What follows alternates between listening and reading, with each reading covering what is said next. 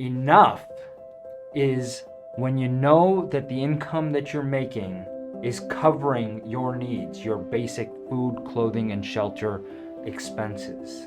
Enough is knowing that when you're spending on things that fulfill you in your life, and you're grateful for the things that you have.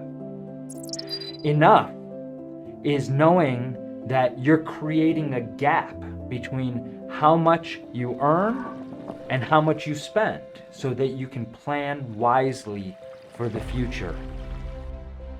Enough is where you're going to find your peace and your calm. And enough will give you the fulfillment that you need in your life.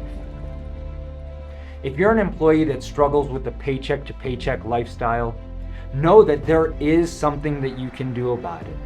Check out GetWellthy.us, where we constantly dig into tools and tips just like these that'll help you get out of your own financial way, become a more productive employee, a better team member, and plan a much brighter future for yourself.